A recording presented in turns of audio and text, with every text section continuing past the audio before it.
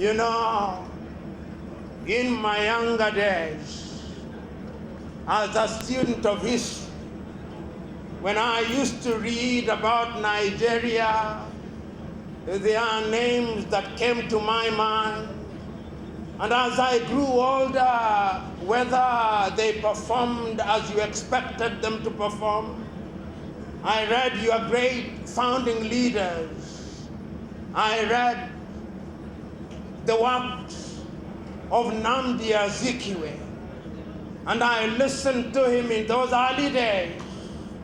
He was as eloquent as he was passionate in telling Nigerians and Africans, because he was called the Zik of Africa, that leadership is about service. This magazine is an occasion for you to demonstrate to Africa that you are servant leaders.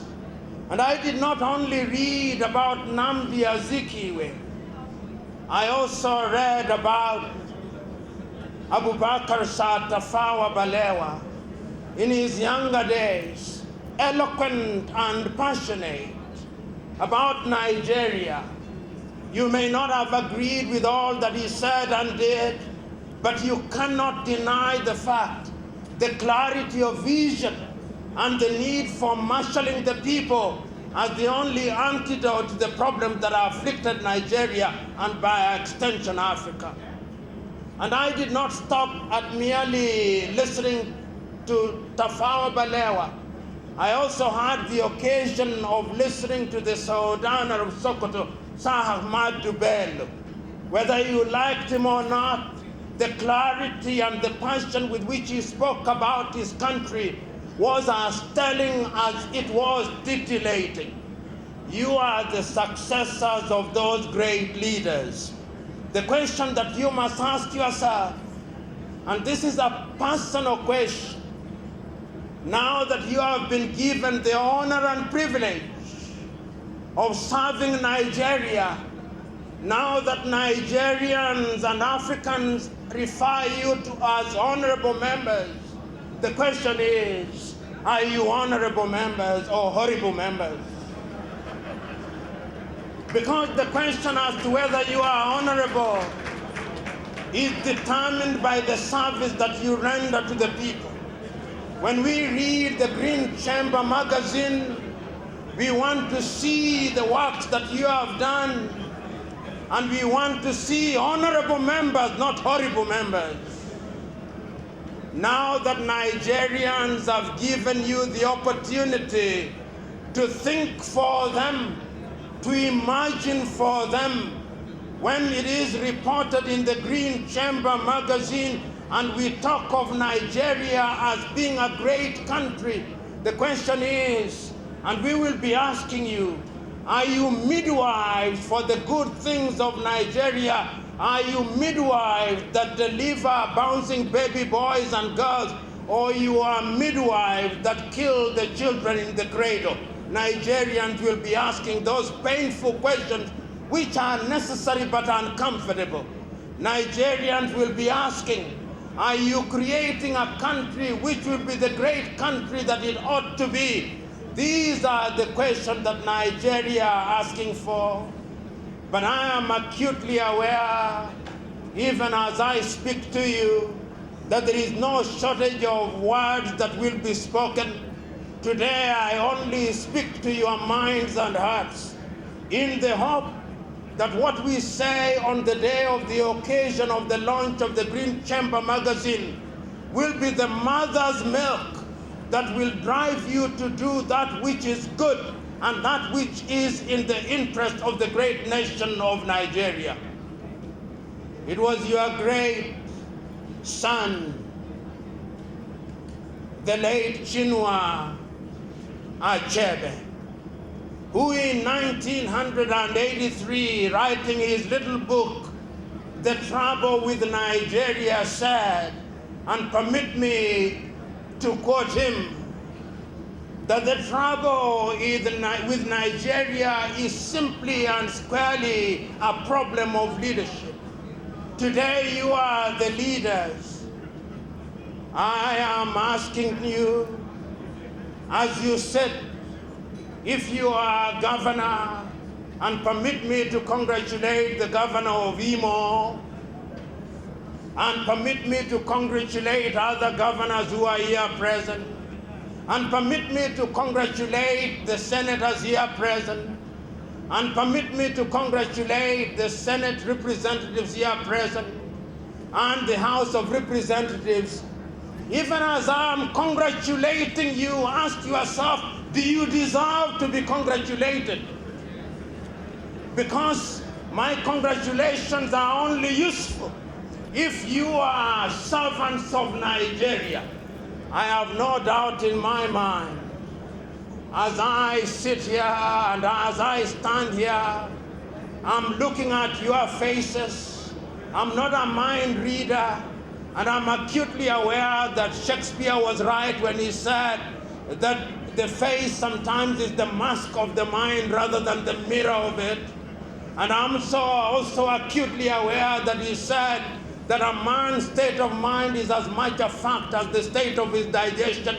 I therefore hold the view that the faces that I see here are faces whose desire is to see Nigeria great. The faces that I see here are faces that are determined to ensure that Nigeria occupies a pride of place amongst the community of nations. Nigeria has been becoming great for too long. The time is now that Nigeria must be great, in fact. You will know that in the next few years, Nigeria will produce 1 in every 5 of Africans. When I travel to different parts of the world, and you travel to different parts of the world, if you do not meet a Nigerian doctor who is at the best in the world, you meet a Nigerian astronaut who is at the best in the world, you meet a Nigerian banker who is at the best in the world, you meet a Nigerian who is as good as anybody in the world, there is no problem with Nigerians. In fact, there are those who say that if you go to any part of the world and you do not meet a Nigerian, run away from that place, because that place is not worthy of visiting. Nigeria is a great country, and I have no doubt in my mind that we can make her great. When I hear Nigeria saying that our GDP is only $450 billion, I'm not impressed. And indeed, I remember that a Nigerian son who is now the director of the African Development Bank, Adeshina, said that people do not eat GDPs, and I agree with him. GDPs are not edible. But I hold the view that Nigeria should be in the same space economically as Germany is. Nigeria should be in the same space politically as the United States is. So as I conclude, because conclude I must, what do I see on the occasion of the launch of this magazine? The Honorable Femi Bajabiamila. History now sits on your laps.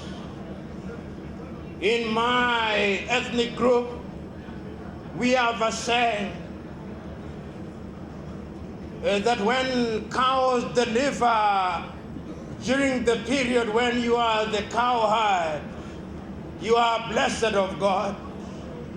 This calf called the Green Chamber magazine has been delivered during your watch. History will celebrate you.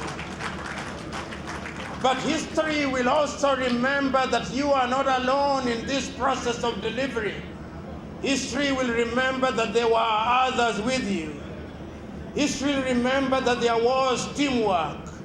History will remember also that Africa is also in the business of launching things. And after they have launched them, they are dead on arrival. I look forward to this magazine remaining alive for all times. I look forward to a Nigeria whose House of Representatives will be celebrated for the legislation that they enact, because I I'm now in a Nigeria, which is one of the youngest nations in Africa and in the world. And young Nigerians are now asking of their legislators, how will you enact legislation that will help us to innovate and invent? I look forward to the next episode of the next series of the magazine, demonstrating that there are legislators who are concerned about innovation.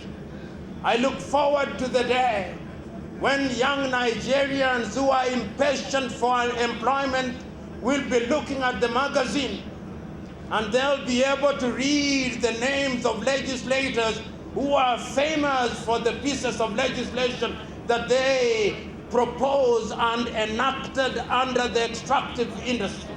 I look forward to the day when Nigeria will have reawakened her agriculture, and that legislation will be produced and publicized in the magazine which speaks to agriculture.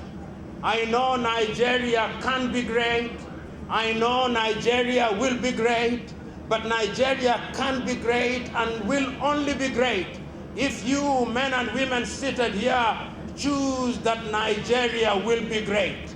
I look forward to the day, therefore, when the gods of success will smile upon Nigeria and say, behold, you great Nigeria. You Nigeria of whom God blessed with legislators. You Nigeria who during the watch of President Muhammadu Buhari and during the speakership of Femi Bajabiamila, you Nigeria are now great. You Nigeria are now great because your sons and daughters are not running away from you, but are homecoming to you. You Nigeria are great because your young men and women now see opportunities. If they don't see them in Zaria, they see them in Imo. If they don't see them in Imo, they see them in Zamfara. If they don't see them in Zamfara, they see them in Anambra. I look forward to that Nigeria, and I know that Nigeria is possible. God bless.